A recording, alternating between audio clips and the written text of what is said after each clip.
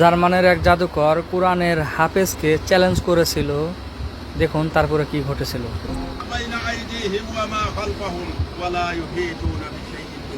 কোরআনের হাফেজটি আয়াতুল কুরসি পাঠ করতে থাকে। এই শয়তান জাদুকর উদ্ভট মন্ত্র পাঠ করে।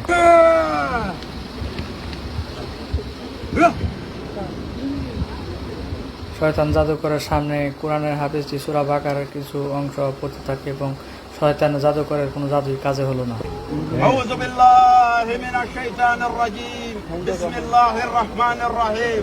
ওয়াত্তাবাউ মা তাতলুনা আশ-শায়াতিনু আলা মুলকি সুলাইমান ওয়া মা কাফারা সুলাইমান ওয়ালাকিন্না আশ-শায়াতিনা কাফারু ইউআল্লিমুনা আন-নাসা সিহরা মা উনজিলা আলাল মালাকাইন বিবাবিল হারুত ওয়া মারুত ওয়া মা ইউআল্লিমানি মিন আহাদিন হাত্তা ইয়াকুলা ইন্নামা নাহনু ফিতনা ফালা তাকফুর ফায়াতাআল্লামুনা মিনহুমা মা